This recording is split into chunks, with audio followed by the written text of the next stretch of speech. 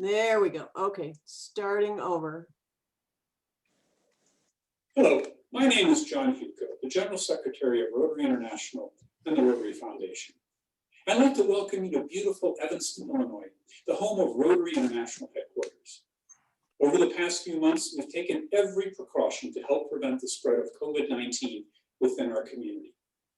Unfortunately, this means we haven't been able to welcome visitors into one Rotary Center.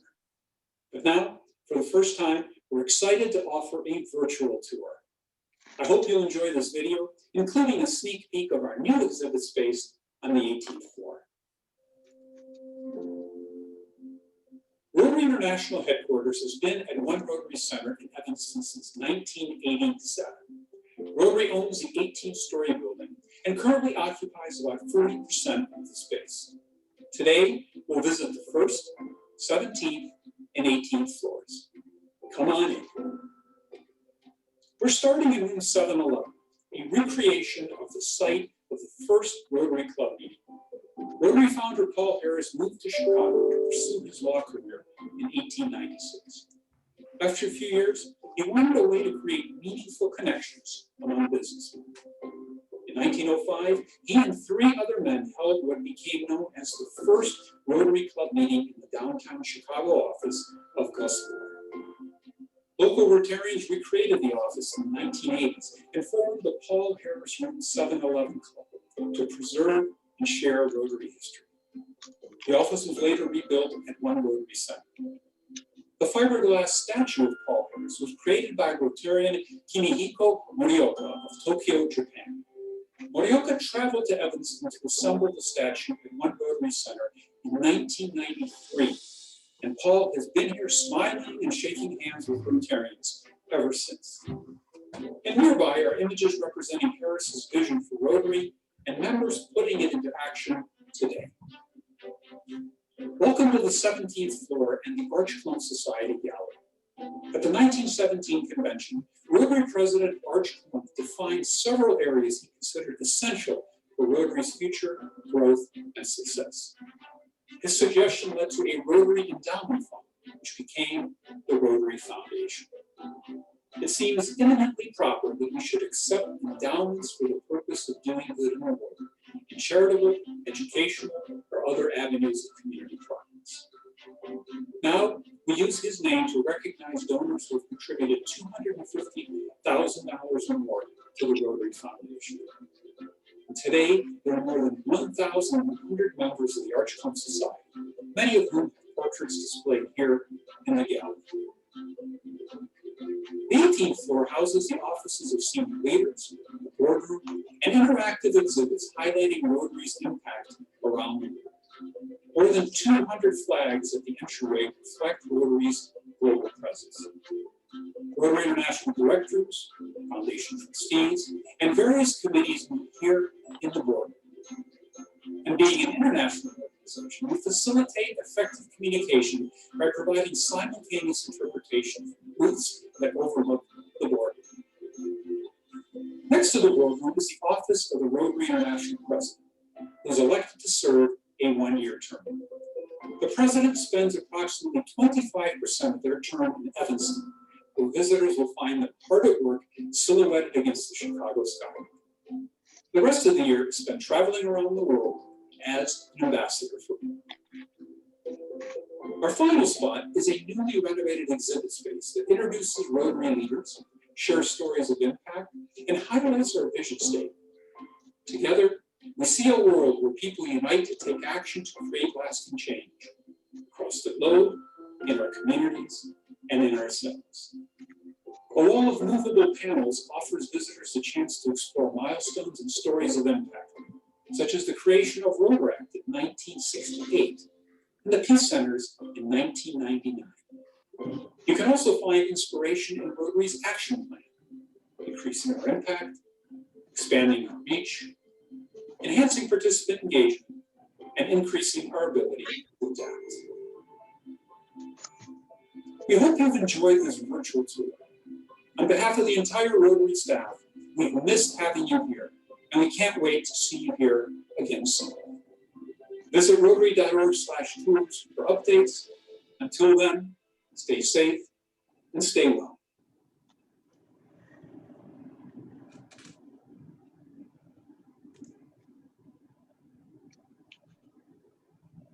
Thank you, Jackie, for getting that set up and sharing that with us. Our speaker today is District Governor Steve Dakin. Of course, he came and visited us last summer, the start of his governorship, and now he's making the rounds again, and which is easy to do via Zoom. So, Steve, take it away. Okay, well, let's see if I'm as lucky. There we go. How about that? I made up a few slides here today. Okay, come on, go to the next one. Rotary Magazine. When I was over to Marshalltown or on Virgil a couple weeks ago, President Mary Giese, she asked Rotarians in her club to talk about an article from Rotary Magazine. Well, Mike Schlesinger, he volunteered. And he read in the December issue, how to run a successful food drive. So he went to the local food bank to find out what their needs were. Then he went to Hy-Vee and got a quote. He said they were very generous with the $20 bags. They were worth a lot more than that. So because of him reading that, now Marshalltown has started up a food drive. Simple.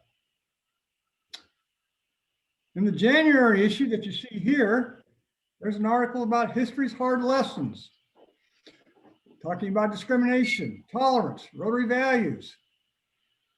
Yes, I believe tolerance is a start towards the Rotary values. But I think it's too easy to fall back into unacceptable. We need to take the un out as Rotarians. We need to be accepting. That's when we're really going to show Rotary values. And of course, I'd be amiss if I didn't talk about page 18, Rotary clubs around the globe. There we are, Boone made it. Page 18, Rotary clubs around the globe. Yes, the welcome train. You can see us here laying ties, getting ready to do rails. I had a contractor lined up to come and they canceled at the last minute. So the Rotary Club picked up like all volunteers again. And we laid the rails and the ties. You can kind of see the string line. I mean, for me, it's construction. I was in charge of it, but trying to get a system going. We about got it figured out by the time we were done, like any new projects. We had fun, form days. As you can see here, we had volunteers, and we also had some non-Rotarians come volunteer that were really interested in the train project. I found that fun. So let me see. I think I got one more picture on it. Yeah, see, 160 foot long. That's how long it is from one end to the other, the ties and the rails. And we dumped 50 ton of rock in between the ties and the rails after we had them completed. Fortunate or unfortunate for me, I was the only one that could run the skid, so I didn't have to do any scooping. So I think the reason that we got in the Rotary magazine was what we wrote for Bill Tubbs in the Rotary District News. And Bill sends many RI personnel the district news. So if Boone can do this, any club can do this.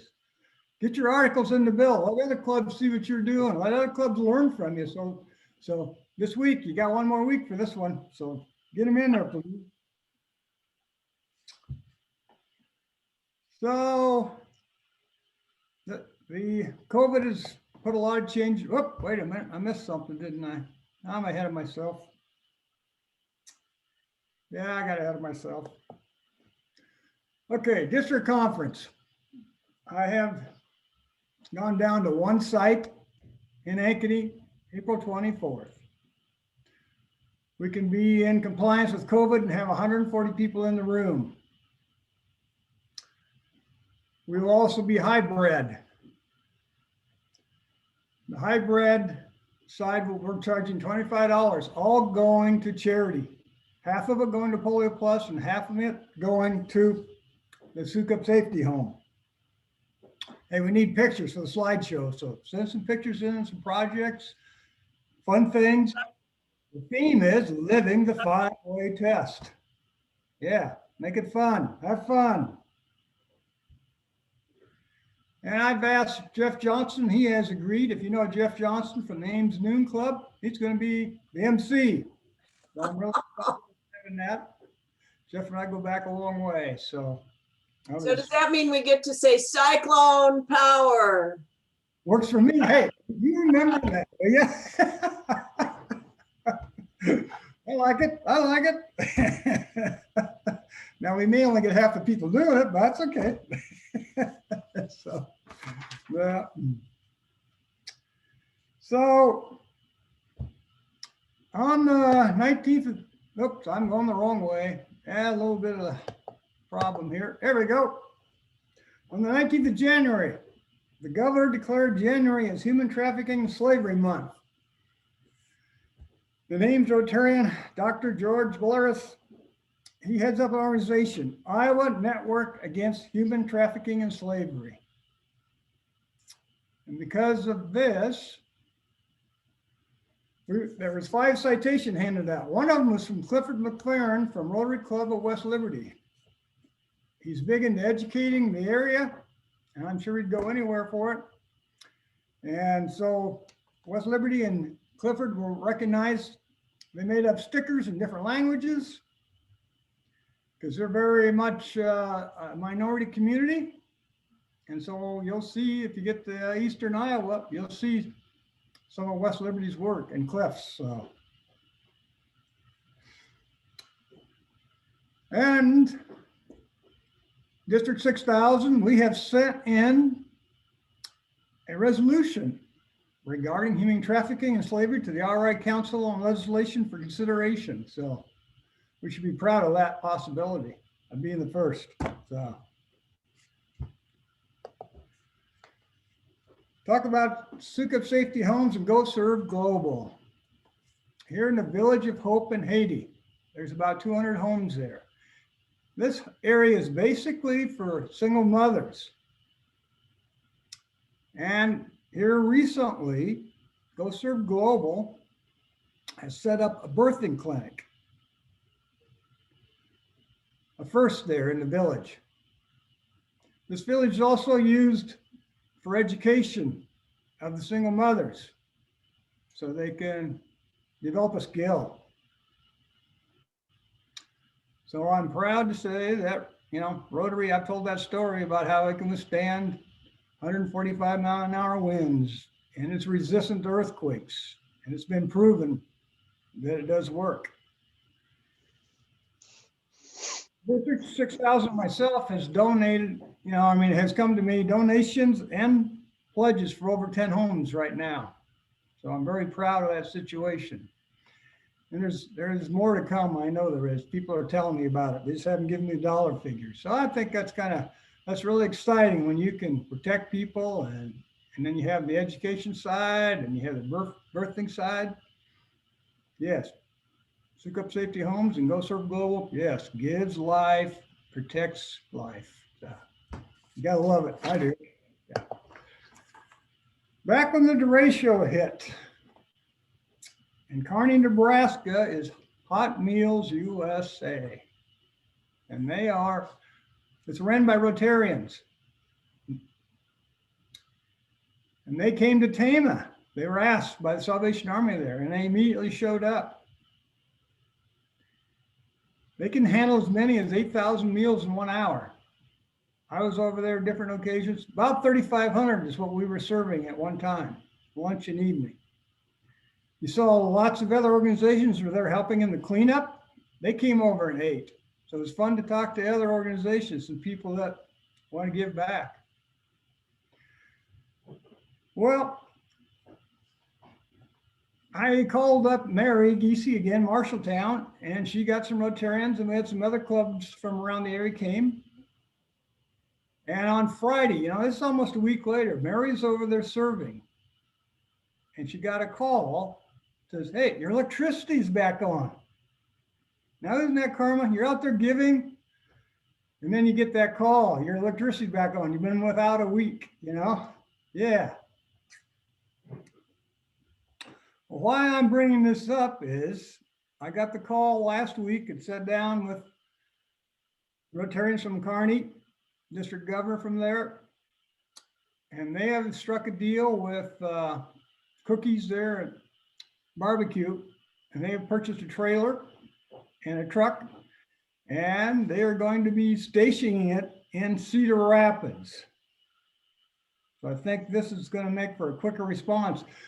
So talking with them, they're even willing, if they're not going out on a catastrophe situation, they're willing to come in the fairs and different stuff and cook and show what they're about.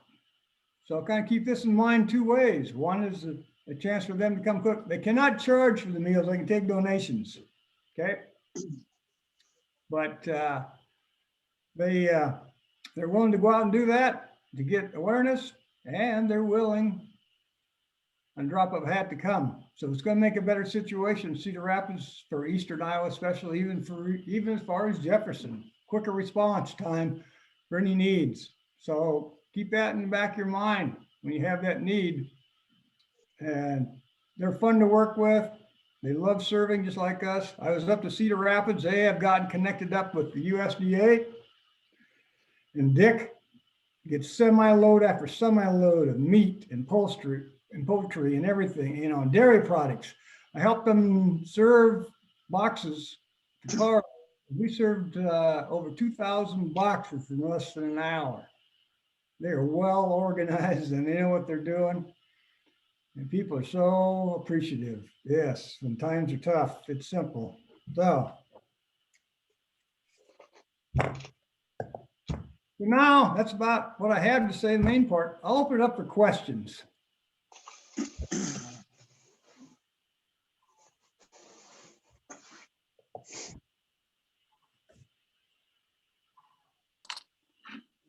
Any questions? So the hot meals people, Yes. will they cook anything or do they have a set Yeah. menu or what?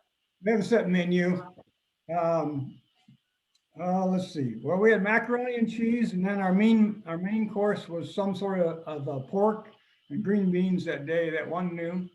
The other noon was meatloaf and some other stuff like that. Yeah. So I mean, they're well-rounded, meals. So Pie? They have pie? Kidding. I think that was off in the corner extra. So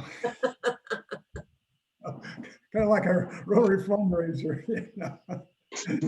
Yeah. Yeah, I think the one day somebody donated a bunch of bags of cookies, and there was cookies that day, but that's not typical. Yeah.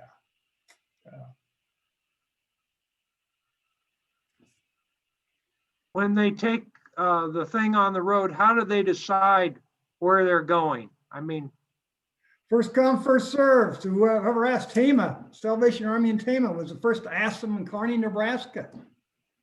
And they showed up 36 hours later, all ready to go with meat and everything. Because of the connection with the USDA, they'll run a semi-trailer out there, the meats and stuff like that. And so they're ready to go. It's well organized. Say again how they fund that? It's all by donations. A lot of Rotary clubs and Kiwanis clubs help get it started. They have a friendly competition, I guess, out there in Kearney when they're cooking. Kiwanis Day gets a little bit, they have to drop the Rotary sign and put up the Kiwanis sign, they say that day. But, we're all in this together, giving back. But it's all done by donations. And so sometimes Dick told me that some situations they can ask for some assistance from the government, from FEMA, but that you can't count on that, he said. So what's their annual budget about? Do you know? That's a good question. I do not have the answer to that. I'll be meeting again. I will find out the budget because they're gonna have their first full-time employee in Cedar Rapids. And I can't remember, some company over there has agreed to house it inside free of charge. And I've forgotten who they are now too, sorry. But I'll find out that budget for Cedar Rapids. But like I said, that's gonna be their first full-time employee to run the cooking center. And that will be a duplicate, like a satellite. It won't be the same one that's been in Kearney, right? That's correct. That'll be their third trailer. Where's the other one kept? The first two are kept in Kearney. The first one's very small and it's gotten bigger and now it's gotten quite big. And they have hopes of eventually having 11 sites around the United States. They have high hopes. You might as well shoot big. Let me tell you, when we started the train project, and I saw that $200,000 budget, and I thought, oh boy, here we go. You know, let's get on it. You know, it only took 4 months to raise that money. Yeah, people get behind projects. It was great. Well, even the Wild Rose donated to it. I can't remember what that's under. They have something that they have to help out in the area. So they donated $10,000 toward it. So that was a big help. So. Wow. I'm not a gambler, so if any of you are gamblers, thank you. I farm, that's enough gambling. So.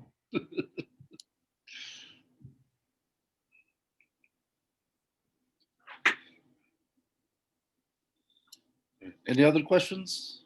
I was just gonna point out, in the video, hopefully you saw the polio statue outside the Rotary headquarters. And I hope everyone is aware that a polio statue has been erected in Des Moines at blank hospital. And that was a project of District 6000, Peggy Geiger and Susan Herrick and the polio committee during Tom Nerrick's year, I think, wasn't it, Steve? No, they're in earnest. They're in earnest. Earnest year, we said it anyway. They're in earnest. It started, I think, in Tom's year. So it was a long-term project, but that we should be very proud of that. And if you're ever at blank, go over and see it. It's in the courtyard there.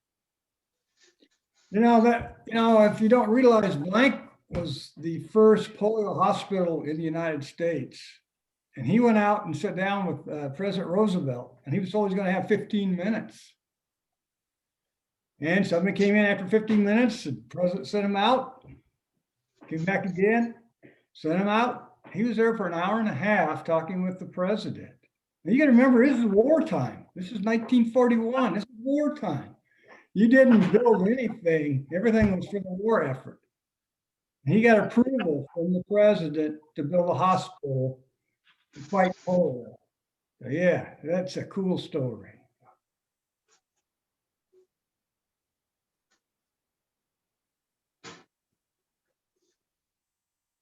And don't forget, district conference is all going to be about stories. Rotarians and why you joined and why you're here and what you're doing. It's all stories. Having fun, living the 5-way test. Good.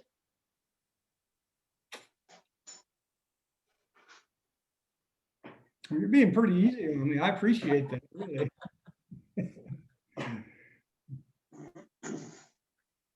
My kids knocked me for asking too many questions, so I stumped you though. I asked the couple you didn't know. Well, yeah, now you found out I'm not perfect. I'm sorry. So. Oh, rats.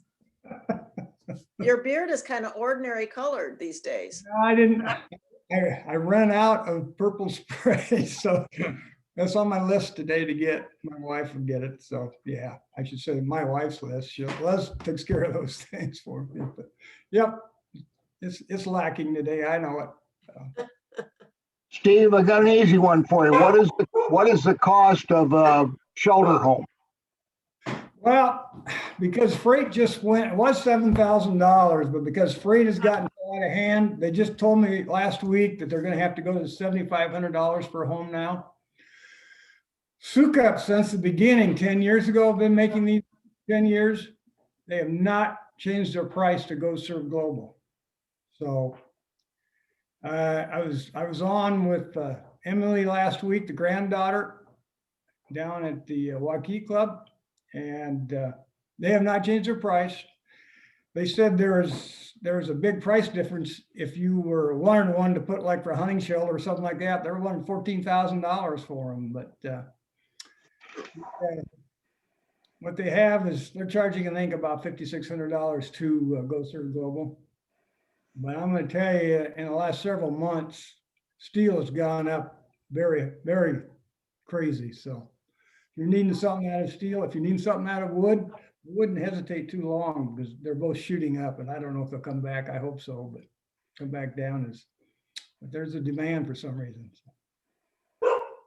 Steve, can you remind us what those homes have for sanitation? Do they have a lavatory in them?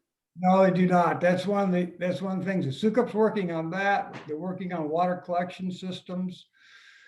Go Serve Global is working also to build a orphanage in Ethiopia, which will all be self-contained with solar and everything. But sanitation is an issue. And if we could get sanitation, we could have them in the States. But right now we cannot have them in the States. I've had many asks, like in Texas, and asks even in Hawaii. On the North Shore, I guess there's a lot of homeless people there. And until we have sanitation, we can't have them in the States. So then in that aerial view of that there in Haiti, was there a restroom facility there in the middle of all of those Well, not homes? in the middle, that's the cooking area, I guess, but there is, yes. So I noticed those were like in pods of like 7 shelters each. So then would the sanitation be a center in the middle of each of those pods, or how do they do that? No, it's off to the side, is my understanding, away from the water supply and that sort of stuff. So.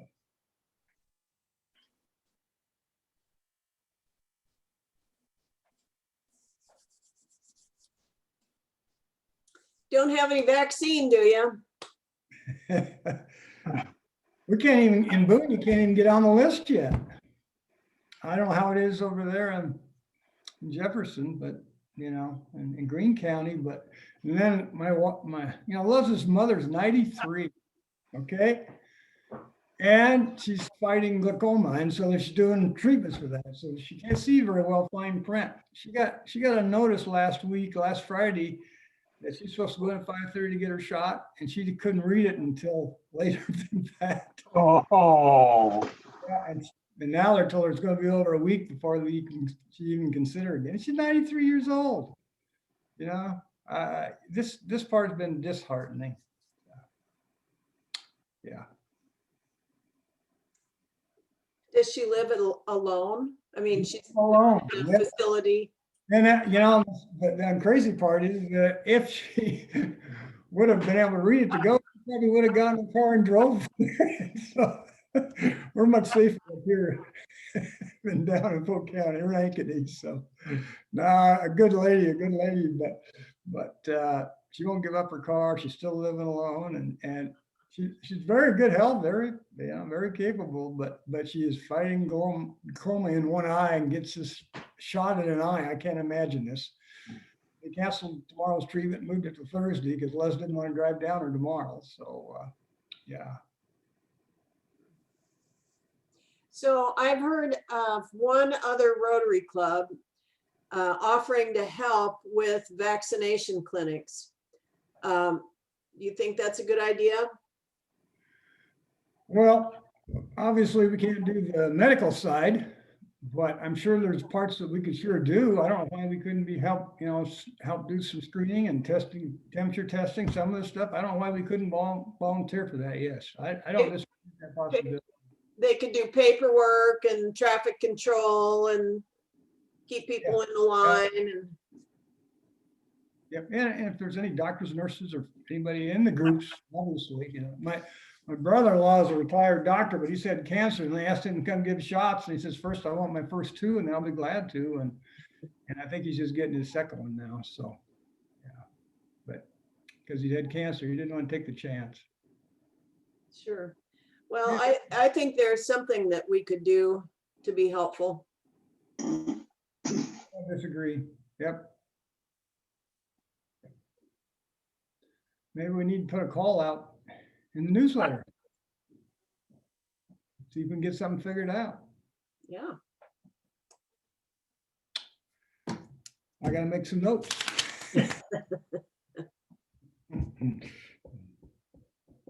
You heard it here. Not surprised.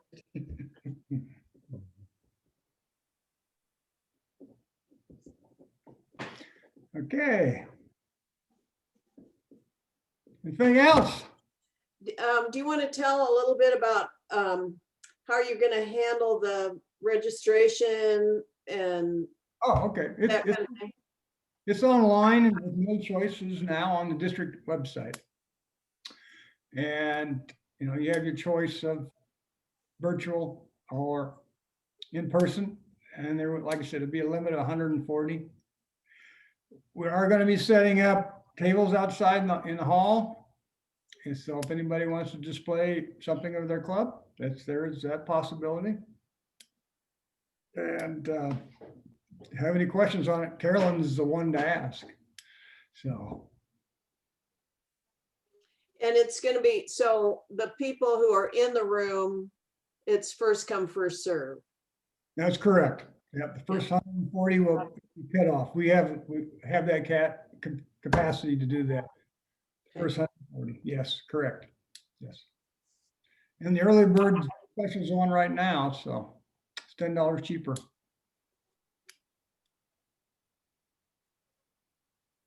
Okay. And everybody knows how to get to the district website.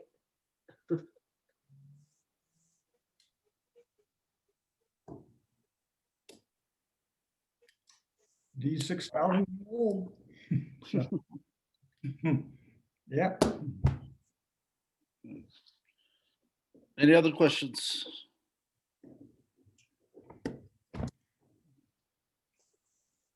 Not seeing any. All right, well, thank you, District Governor Steve. Oh, thank you. Thank you. Good We to see want- you. Be We want safe. to